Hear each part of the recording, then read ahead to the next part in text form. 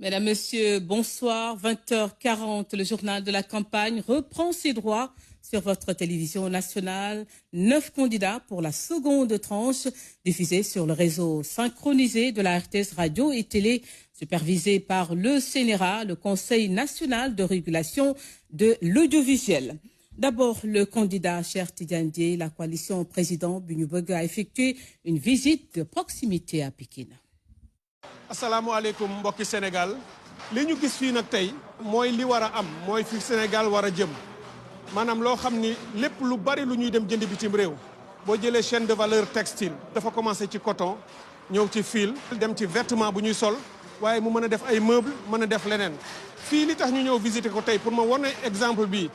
ni mën naa nekk ci réew mi mooy coton bi ñuy béy fii ci réew mi bokk na ci coton yu gën a baax ci àddina bi ba ñu koy jënd fii di ko yóbbu ay Égypte ak di ko yóbbu feneen te pourtant de Égypte boobu bu ñu jëlee suñu coton yóbbu ko ñun foofu la ñuy jëlee ji fil indiwaat ko fii pour defar leneen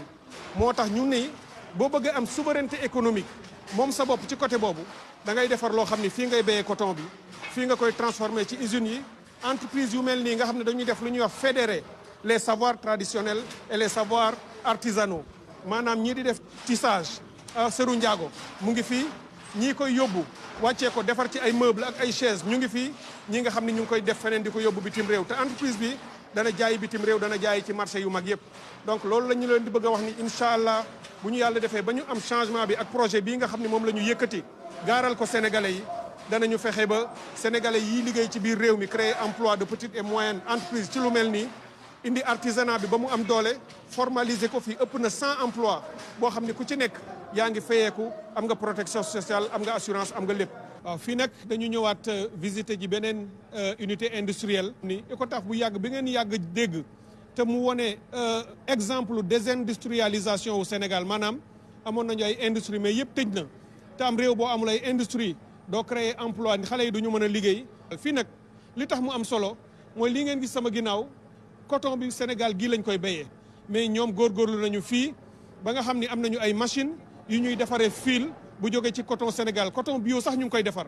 coton boobu nag ñoo ngi ciy defar ay tissus yu de grande qualité yoo xam ne mën na am ay drap mën na am ay yére mën nañu defar leneen lii ñu exporté ci ko à l'étranger pour am ci ay koom-koom waaye leneen yëpp ñu jël ko ci marché sénégalais bi lépp luy xam ni dañ koy defar mu di ay textile ñu soxla ko ci administration publique yi soxla ko ci uniforme scolaire yi xale yi di sol pour jàngi soxla ko ci armée bi soxla ko ci lépp loo xam ne dañ koy soxla muy jóge ci budget ñu koy jënd dinañu am ay projet ak ay programme yoo xam ni dootuñu ko jéggaani ay industrie Sénégal ñoo koy def béy fii ci réew mi transformer ko ci réew mi am autosuffisance ak souveraineté bii ñu leen di wax lii moo koy indi am liggéey ci biir réew mi xale yi dootuñu jël gaal di dem ñiy def marchand ci mbedd yi di jaay yu ndaw dootuñu soxla di ko def parce que dafa nekk précarité dañu leen di employé ci ay usines di leen fa jox loo xam ne lii dinañ am protection sociale am assurance am lépp di mën a am salaire yu baax nga xam ne mooy lii cëslaayu projet bi ci souverainisme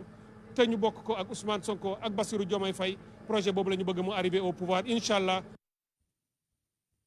Cheikh Tidiane Dièye attendu demain à Tivaouane, direction le centre du pays. Déthié Fall de la coalition Déthié Fall 2024 y a séjourné. Voici l'étape de Nioro dans la région de Kaolack.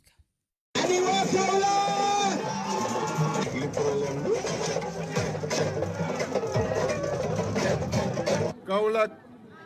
ville bu mag a mag a mag la. Kaolack waroon na weesu fu ñuy waxee ay question assainissement. Kaolack waroon na weesu fu ñuy waxee ay question transformation. Kaolack waroon na weesu fu ñuy waxee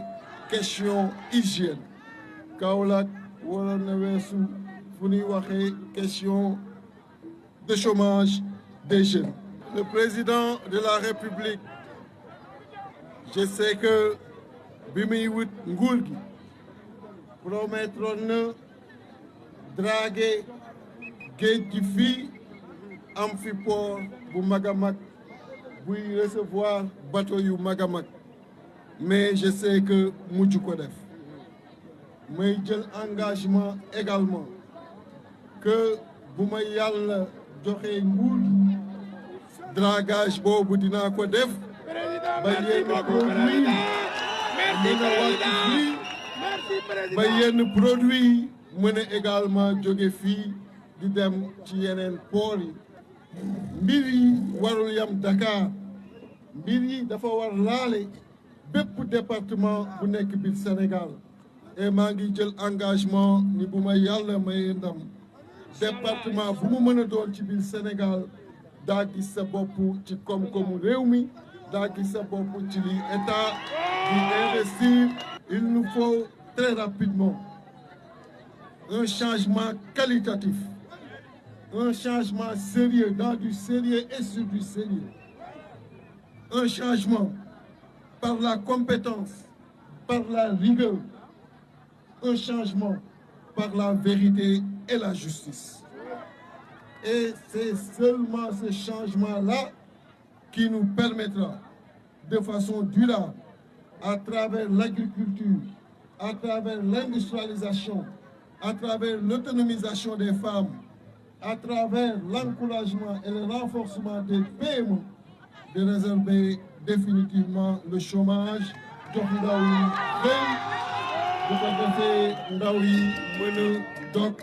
buumu gàcce yi. te xam ngeen ni sama wax bu ma mës a wax respecté naa ko te bii aussi ak li ma wax ci programme. Le Sénégal bon à vivre et beau à voir lañ ca wax yëpp yenn yi touché Kaolack xam leen ni bu boobaa aussi daan ko respecté.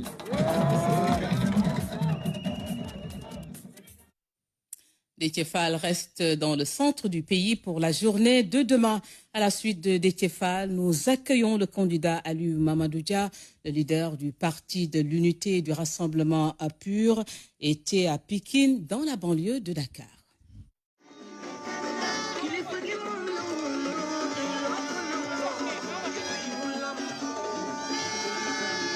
Asalaamaaleykum waa Pikine. maa ngi leen di nuyu di leen sant bu baax a baax am mbégte ñëw fii ci Pikine tey ñëw fii pour waxtaan ak yéen ci sunu programme nit ak naataange wax naa ko. sport laay wax de manière générale dafa nekk ci li nga xam ne dafa am place bu important ci sunu programme nit ak naataange du football rek waa Pikine ku leen xam ne c'est de grands sportifs ñun ci sunu programme ci aspect culturel ak sport bëgg nañu jël Pikine def ko muy un hub du sport et de la culture pour notre pays et loolu c'est fondamental. Dans le domaine de la culture ñi dàq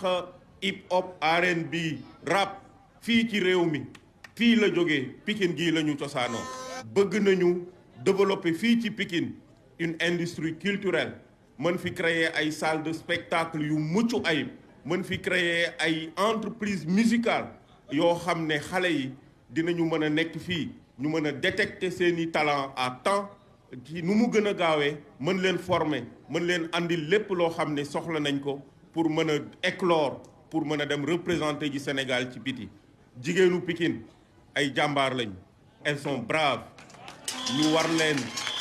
jàppale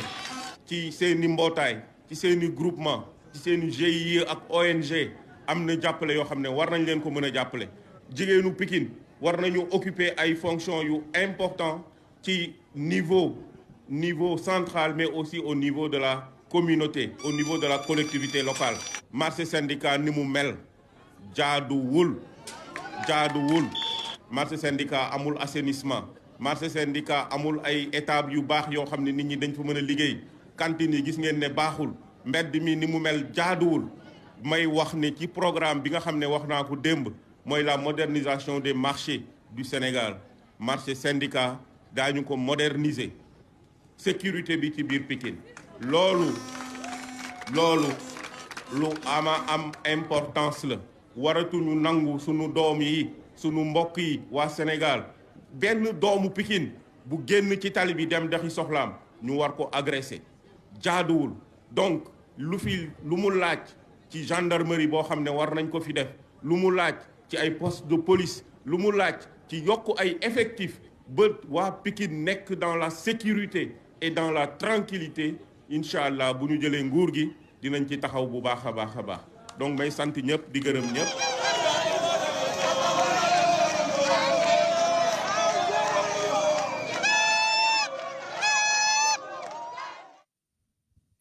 après Pikine, il sera demain à la mairie de Yeumbeul Nord-Sud, de Route des Niayes, Malika et Keur Massar. Nous restons dans la banlieue de Dakar, qui a également reçu le candidat Pape Djibril Fall. La coalition Pape Djibril Fall, président, a conduit une caravane sur l'axe Pikine, Parcelles et Guédiawaye. ñëw bi ñu ñëw fii tey dañ ci am mbégte bu rëy benn bi mooy sunuy wayjur lañ fi fekk muy mag yoo xamante ni fi lañ leen fekk ñuy daan seen doole ñu fekk fa tamit ñoo xamante ni mbégte lañ ci am ndax sunuy morom lañ fi fekk mooy ay ndaw ñoo xamante ni tey ñoom ñoo nekk fii waaye ñun mënoon nañ fi nekk te ñoom nekk bi ñu nekk fii seen nekkin boobu daf ñu yitteel moo tax tey jii ñu dox ba ñëw pour bokk ak ñoom jotaay bii nga xamante ni jotaay bu am solo lay doon muy jotaay déglu beneen bi it muy gën a xam li nga xamante ni ñoo ngi koy dund te ñu xamoon ko ndax sunuy ndaw ñëw nañ fi plusieurs fois ñun tamit ñu xam li nga xamante ni moom moo fi nekk. mu am nag problème yu bari yoo xamante ni benn borom xam-xam day wax ne dëkk boo dem soo bëggee xam nu dëkk ba nekkee nañu yore dëkk ba mu ne njëkkal ca marché ya kon tey jii ku ñëw Seras di nga xam ne Sénégal kenn yoru ko di nga xam ne Sénégal taxaw wuñ ko ci wàllu cet ba ci yi nga xamante ni moom la doomu aadama gën a mën a soxla pour suturlu ñoom ñoo ko defaral seen bopp état defaru ko. beneen bi mooy ci wàllu sécurité benn ASP moom moo fa nekk nga xamante ni moom dafa waroon ni ñëw en appoint rek ci assisté la woon waaye du moom lañ waajaloon pour mu ñëw gérer sécurité. kon loolu sénégalais yi war nañoo xam ne fii nga xamante ni barab bu am solo la te ku ñëw Seras dafa mel ni ñëw nga Sénégal yëpp ndax fii ñi fiy xëy si ñoo bàyyeekoo ci kër yëpp te ñooñu comme joxuñu leen cër bi ñu leen waroon a jox dafay war ne réew mi taxawu wuñ ko jàppale wuñ ko rawatina ndaw ñi sàggane buñ leen sàggane. ñu fekk fi ay entrepreneur yoo xamante ni tey ni ñuy jëlee koppar gi nga xamante ni moom lañ leen war a ñëw fekk fii dimbali leen ko duñ ko def pour loolu nag dafay wane ñàkk gi ñu ñàkk sàmm alalu réew mi. li fi am as teew caxat-caxatee nañ ko sàggane nañ ko ba nga xamante ni loolu dafa tax tey réew mi gisul boppam ci li nga xamante ni moom mooy ni ñu yore réew mi. loolu moo tax nag ci 24 mars réew mi ñu fas yéene koo soppi jëlee ko ci loxo yi ñi nga xamante ni juróom benn fukki at ak ñeent yi ñoom ñoo ko yor te ñii tey bokk ci ñi nga xamante ni ñoom bu ñu waxee da ngay xam ne réew mi taxawuñ ko boo jëlee tey ji ci wàllu élevage maanaam wàllu càmm tey ak yor ay jur fii boo fi ñëwee tey da ngay xam ne ñoom ci seen bopp xam nañ ne niñ leen waroon a taxawuñ leen ko ndax kat juróom benn fukki at ak ñeent yi réewum Sénégal lompoñ na ci bu tabaski jotee war a korite jot su réew yi ñu wër bu ñu tijjiwul seen i bunt ñii liñ soxla dëgg duñu ko am.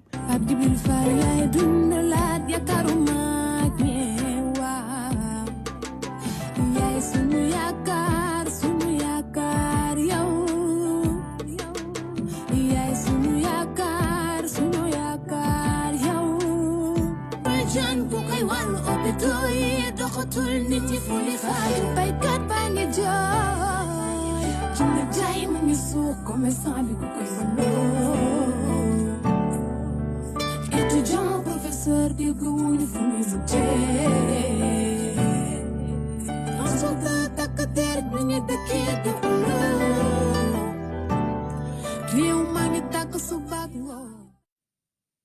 Pape Djibril Fall sera à Ouakam, Yoff et Cambérène. Rappelez que vous suivez la seconde tranche du journal de la campagne diffusée sur le réseau synchronisé de la RTS Radio et Télé. Place maintenant au candidat Khalifa Ababacar Sall. La coalition Khalifa Président poursuit sa visite dans la région de Dakar. Après Yoff, il était à Rufisque dans la vieille ville. fii ñu nekk tey ñu ngi ci xolu région du Cap-Vert suñ nee Cap-Vert ñëpp xam nañ ni dëkku mbay la woon dëkku napp la woon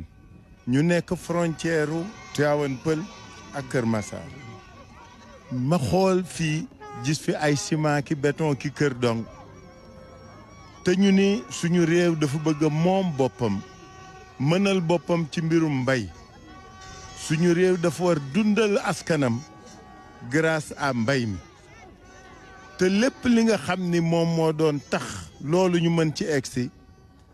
ñi fi nekk ak li fiy doxee ça jure d'avec ça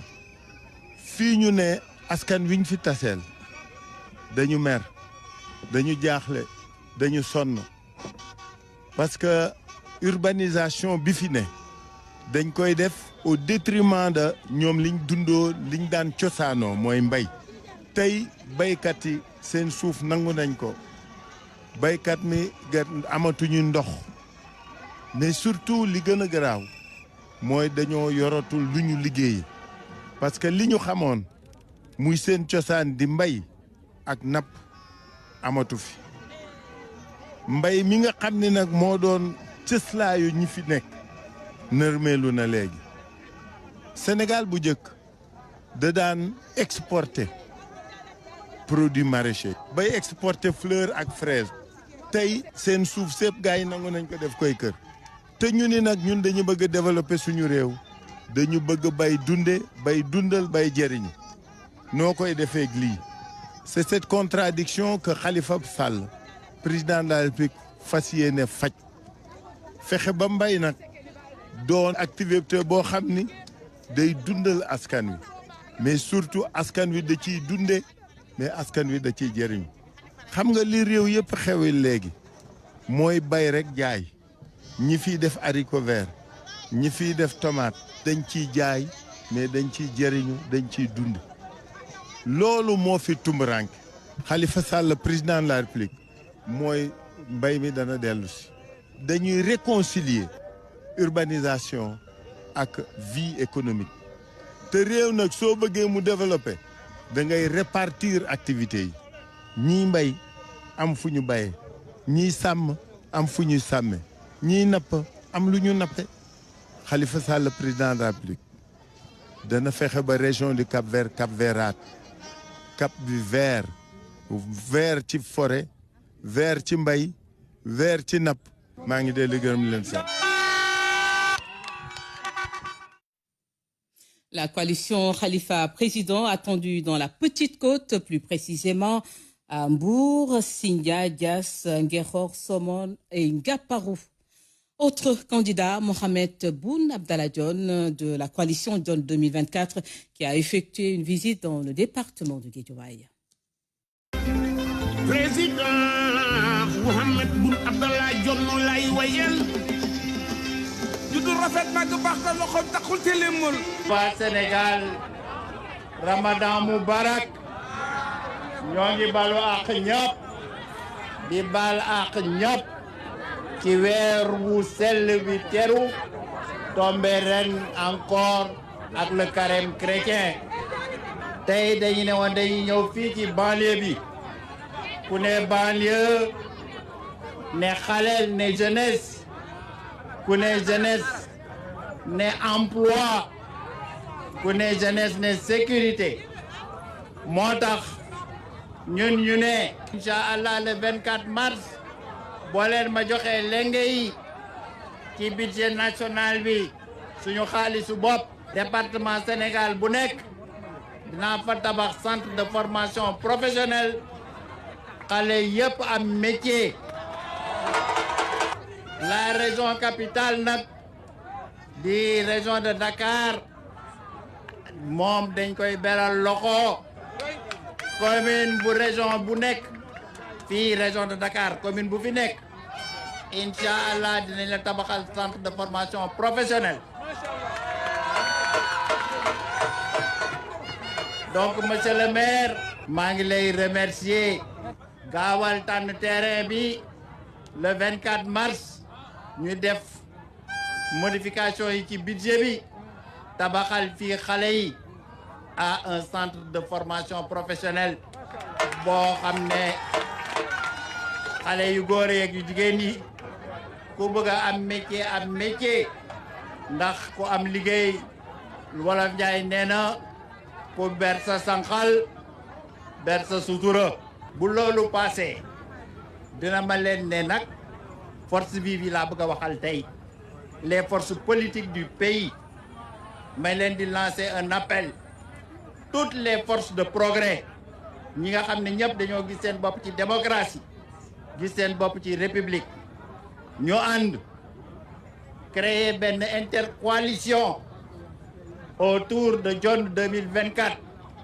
intercoalition boobu incha allah nekk le bloc républicain et démocratique avec une seule ambition, protéger la nation des dérives de l'extrémisme violent, des dérives de tout ce qui est contre la République de tout ce qui est contre la démocratie. Jërë ngeen jëf, jërë ngeen jëf.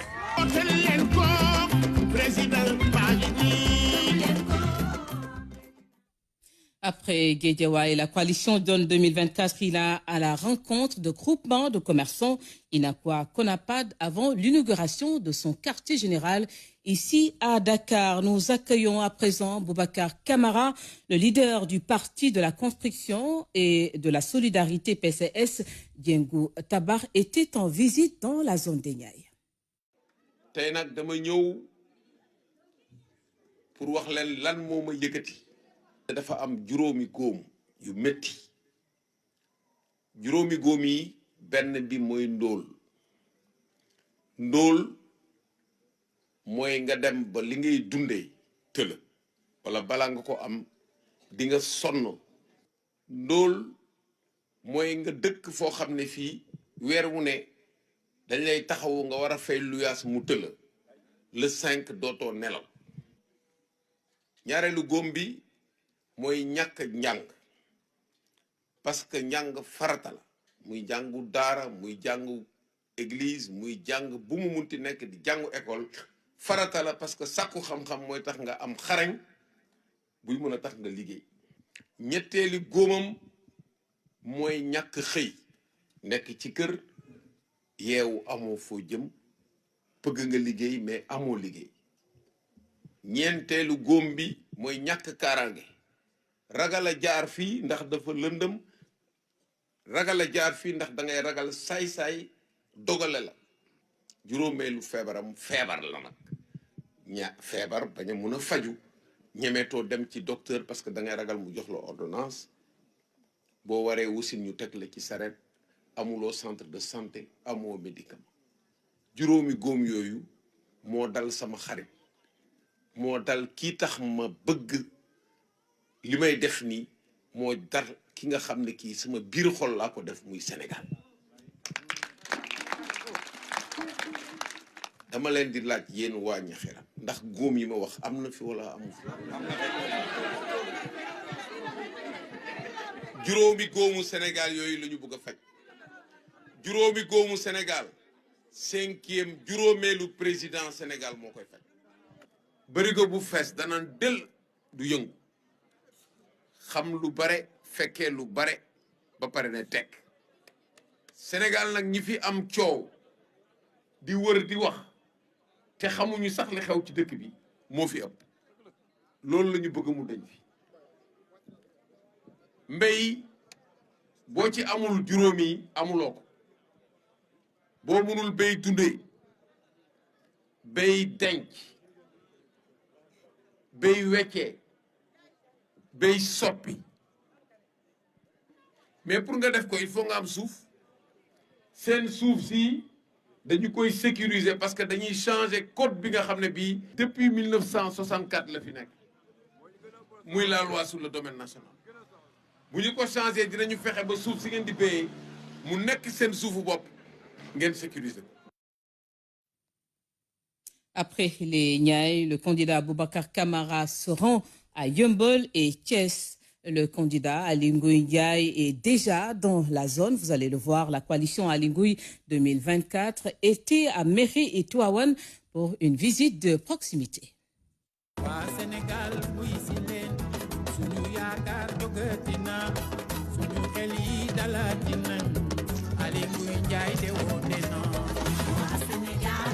mbokki Saint-Louis maa ngi leen di nuyu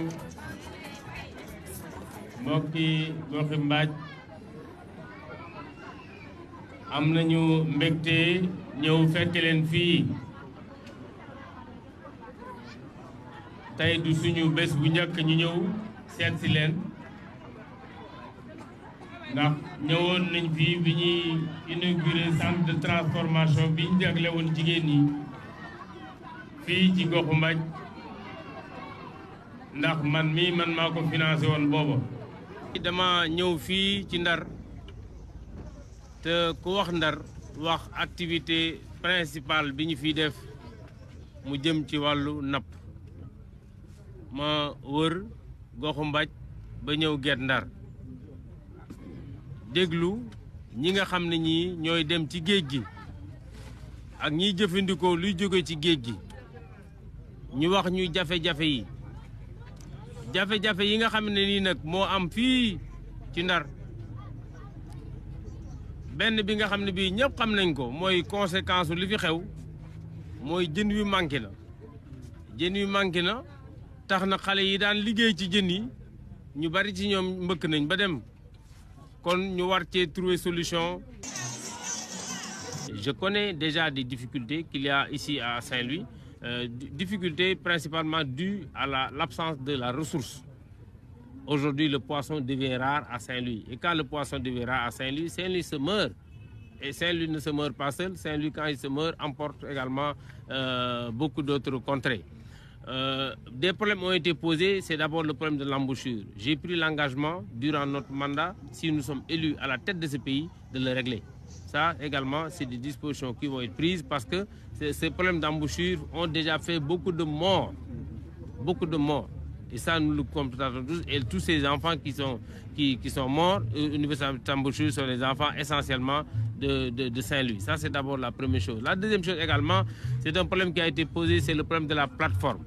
Et je leur ai dit, normalement, le problème de la plateforme, les problèmes que vous rencontrez maintenant devaient être posés lors de la restitution de l'étude d'impact environnemental. Ça, ça n'a pas été fait, mais toujours est-il que c'est des conséquences qui sont là qu'il faut prendre en charge. Et je m'engagerai en tant que gouvernement, même s'il faut trouver des relations, des licences pour ces petites pirogues avec la Mauritanie, pour que ces pirogues puissent également retrouver leur activité. Ça également, c'est un engagement.